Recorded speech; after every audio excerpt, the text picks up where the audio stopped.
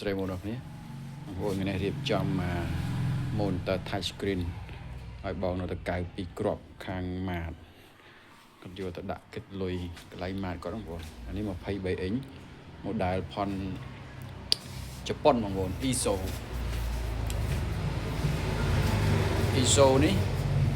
នេះខ្ញុំធ្លាប់ធ្វើវីដេអូ2-3វីដេអូដែរបងប្អូនអានេះវាជាផលិតផលផនជប៉ុនចំហ្មងស្ទើរតែមិនមានផលិតនៅប្រទេសណាក្រៅពីជប៉ុនទេហើយពួកនេះអាច touch screen បានបងប្អូន23 inch ល្មម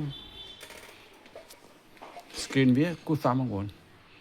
មកអាចគិតលុយគិតកាក់បានមាន speaker ទៀត built in speaker មកទៀតបងប្អូនមាន speaker នៅនឹងទៀត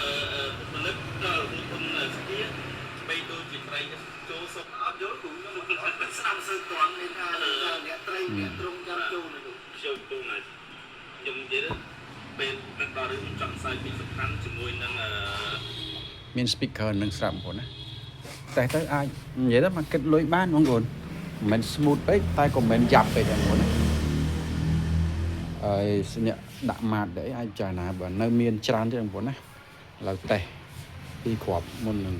ផ្ញើចេញឲ្យបងនៅទៅកែវអូខេអរគុណច្រើនបងប្អូនគ្នាត្រូវការអាចមករកបានបងប្អូននេះ ISO គិតលុយគិតកាក់អីស្រួលប្រើធម្មតាក៏បានដែរកញ្ចក់វា2តង់អានេះអាក្រៅមួយតង់អាក្នុងមួយតង់អាក្រៅសម្រាប់ថាច់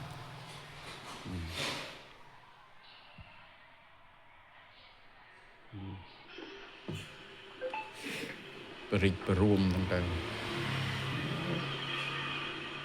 ស្នាមដៃយើងស្នាមថាច់ sensor វាអូខេអរគុណច្រើនបងប្អូនគ្នា